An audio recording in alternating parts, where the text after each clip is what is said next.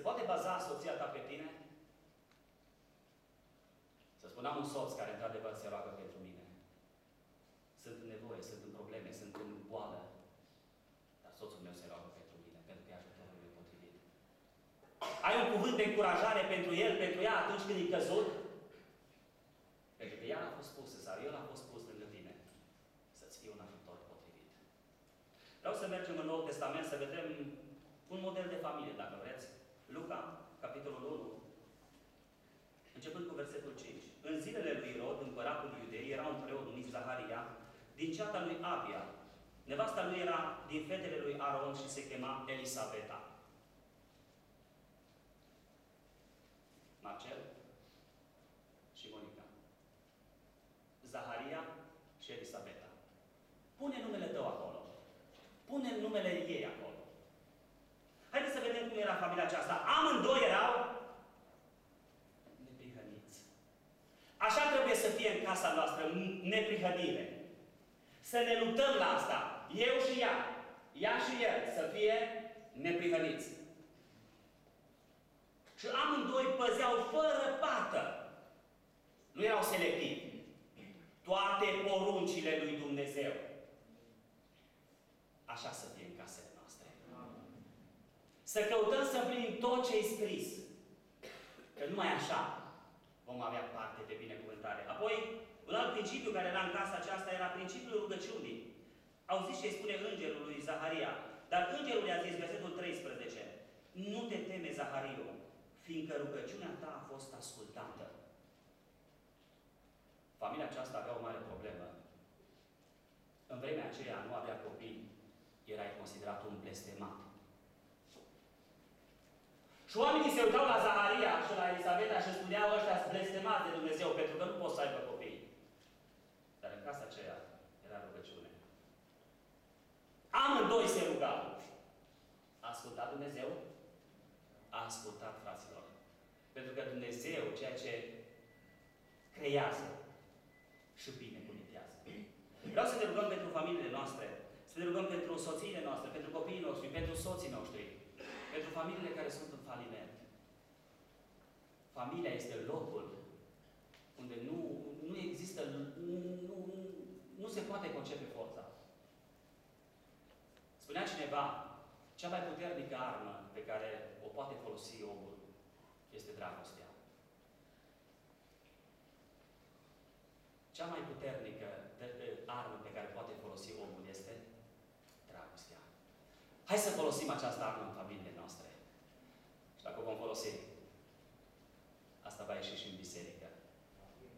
Și va fi trezire în casa noastră, va fi trezire în biserica noastră, va fi trezire în satul nostru, pentru că dragostea, vom vedea mai târziu, este cea mai puternică armă pe care a pus-o Dumnezeu la dispoziția noastră. Ne ridicăm în picioare. Și fiecare din noi ne vom ruga pentru familiile noastre.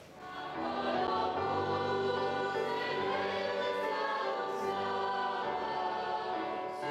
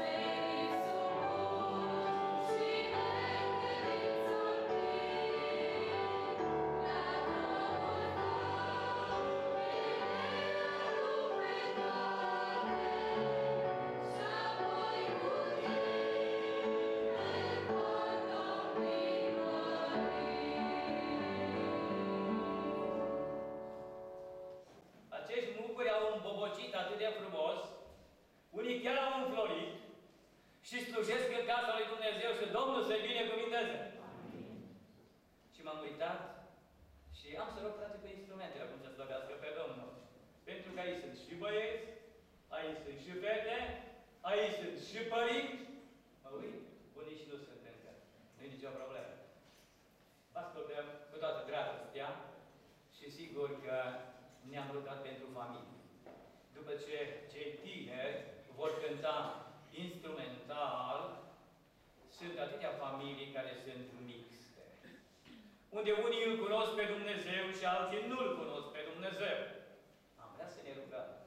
Și pentru cei care nu-L cunosc pe Dumnezeu, pentru că în ziua aceea, în veșnicia lui Dumnezeu, unde vom ajunge fiecare dintre noi, vrem să fie și cei care nu-L cunosc pe Dumnezeu. Și după ce frații cu instrumentele vor cânta, fratele Tipi ne va motiva la o rugăciune pentru cei care încă nu-L cunosc pe Dumnezeu. Să ascultăm acum frații cu instrumente.